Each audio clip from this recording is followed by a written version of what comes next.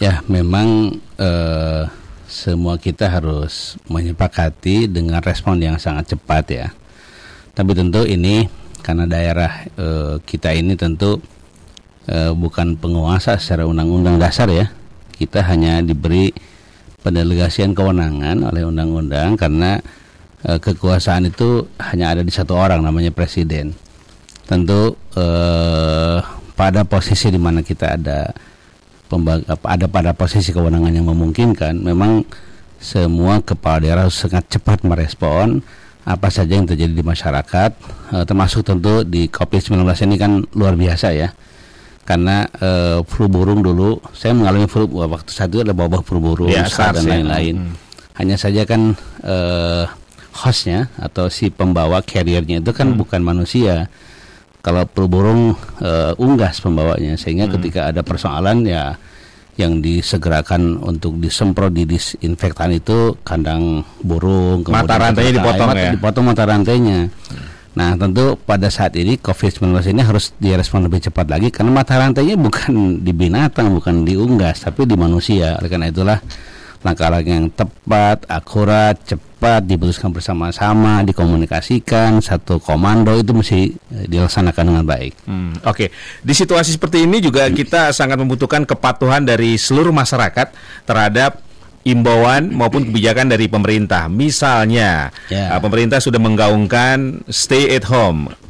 Lebih baik di rumah untuk sebagai upaya memutus mata rantai. Nah, Kang Aher bagaimana nih melihat respon publik terhadap kebijakan maupun imbauan dari pemerintah baik pusat maupun daerah? Ya, tentu ini langkah yang tepat untuk stay at home ini, tapi tentu harus ada informasi yang cepat sampai ke masyarakat dan akurat. Itulah tugas para kepala daerah di lapangan sebetulnya. Nah, saat ini kita melihat banyak masyarakat yang masih berkegiatan di luar. Tentu banyak alasan mungkin ya, tapi saya khawatir saya khawatir kemudian masyarakat memandangnya biasa-biasa saja, padahal ini kan sangat amat luar biasa. Ini pandemi global sangat luar biasa. Oleh karena itulah nampaknya harus dikomando ulang ini dengan sangat cepat, kemudian masuk ke seluruh wilayah masyarakat yang ada di negeri kita untuk stay at home. Itu cara yang paling murah, yang paling memungkinkan saat ini untuk kita laksanakan bersama-sama. Karena kalau tadi rapid test, mana alatnya, kapan dilaksanakannya, alatnya masih di mana, masih capek. Tapi kalau kemudian ya lockdown tapi lokal sifatnya, kalau lockdown yang lebih hebat kan ya luar negeri juga boleh masuk ke kita gak boleh ke luar negeri. Tapi paling tidak stay at home ini kan lockdown lokal kan, itu bisa dilaksanakan dengan baik dan kemudian harus merata di mana-mana gitu, ditaati.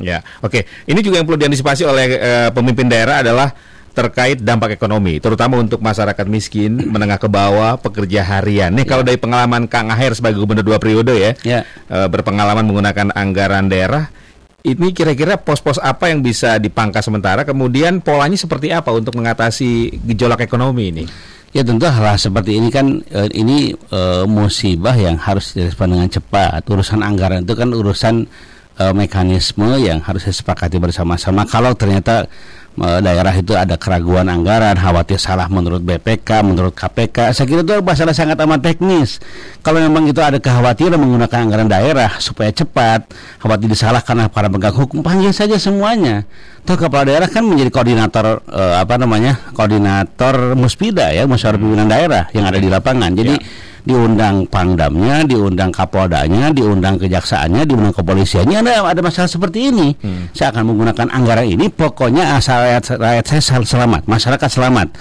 Nanti kalau ada masalah apa-apa jangan dipersoalkan. Saya adalah penanganan musibah, gak bisa biasa-biasa saja. Nah saya kira ya masa ya mekanisme mengalahkan kepentingan kesehatan dan nyawa rakyat kan masalah itu.